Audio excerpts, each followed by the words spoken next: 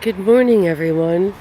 Are we feeling a difference yet in America? Are things starting to feel a little bit different? I feel like they are. I just do. The effects of the different trade that we've been saddled under for so long. It's fascinating to me. Suddenly, all of these events are fascinating again. I would have to say that it's quite amazing to have a president who was never a politician, but who was a business person. This is really fun to see things kind of changing and being different. And in regards to, what is the secret weapon or whatever against the trillionaires, shall we say, as we sit out here digging in the dirt with dogs, I look back to Germany in the Middle Ages. Is that ridiculous? But that was a time when labor was valued. They did not use currency. There were these little labor sticks. And ultimately, that is something we have that they don't have.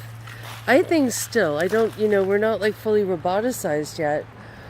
That we sort of have our own selves and our own labor and our own unwillingness to kind of cave in.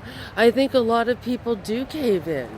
I remember reading articles about, Russian endurance, and maybe they should not have endured, but unfortunately those people were just slaughtered during the revolution. Remember a long time ago out here in Washington, we used to always laugh because there's like these dilapidated places that all have royal names, kind of all out on the coast, King's Court, motorhomes, things like this, royal that. And a lot of it were people who were royal who were escaping their horrible royal families way back when, and they fled and they fled and they fled. And it's just interesting, that there were things that were of more value to them than money, than fame, than fortune, and that was their own freedom. And it's sort of an anomaly. It's like, how do you work with people like that? How do you control people like that? And, I would assume that MK Ultra can grab a fair amount of them, that the wars that they've had, to cull our population of its brave, fine people, this sort of thing. But I still feel like, wow, there's some kind of fight left in us, There's some kind of wonderful sense of humor going on that I'm feeling. And it is interesting to sort of make the trillionaires wonder. There are the stories of David and Goliath out there. And maybe I'm too much of an optimist, maybe I'm just like the last one going down out here in the Wild West or something. But I don't think so. I'm surprised at what I see every day when I wake up. That it's like a new day is dawning. And I hope everyone else is feeling that as well. And, Evergreen, which really was running the entire cultural scene for a while there. It was like this microcosm that created a macrocosm. Now only 300 students enrolled, of which I'm sad about because I don't want the beach to get lost. They have a great beach there. And then they've got great facilities. It's like if the place wasn't so evil and they would hire someone, good and decent, it could be a great place. But it's interesting that they somehow, this false reality that was being foisted upon us I guess ultimately nature wins. Ultimately, nature wins. Ultimately, with the trillionaires, ultimately it's almost like Richie Rich.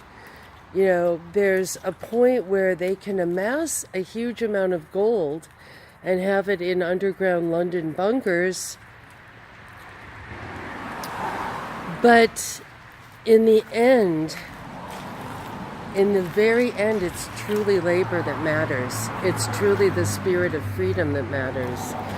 And they've been caught off guard. They were caught with their pants down. I was caught with my pants down. I just know that that when Trump ran, I was like, okay, at least I know who this is, right? He's a New Yorker, and he knows how to get things done, gosh darn it, right? I worked for him one day, and it was wonderful fun, and this is an energetic person who's not a politician. Why not? And now he's doing such great stuff. I'm almost like, do we deserve this sometimes? Because I see people complaining about him, and it's like, have you seen what he's done? He stood up to the United Nations, the biggest fraud of the fraudulent century. And I even made a video about it, how it used to be a stockyard, and it has the Lucius Trust. And I lived next door to the darn place for a while too there, which is neither here nor there, except I got the weird vibe of the place, and was around the people during the day, coming and going hither and yon, all that sort of thing. And my joke was when people would visit New York, I'd say Times Square is much safer than the UN, although now Times Square is some kind of wimpy Disneyized place, right? They took Times Square out of Times Square. They said this place is filthy, it's got strip clubs, and they put up a Marriott or something and took out all the bars and strip clubs. And yet they put all of the bar and strip club kind of stuff really into our kindergarten system. That's the thing I always say about the left, is they don't know where things belong. Like, why would you want to clean up Times Square, right? It was like the place of vice. And then bring vice into the classrooms and to the children. There's something just so creepy. And I shouldn't say the left, because I don't even know what these people are, and I don't want to consider myself left or right. I think it's just sort of a buzz phrase, but things are happening in a way that is taking away some of my own cynicism in this world. And I just wanted to throw my own 2 cents worth in, that here we are kind of watching an interesting shift, and it is extremely amazing time to be here. And I thank all of you so very much for all of your input. You're all amazing. And, hooray. We're going to fight those globalists. And that is not fighting the globe, by the way. It's bringing back our own personal power into the mix and taking us out of the faceless power structure. And I really think we're somehow doing it. I really do.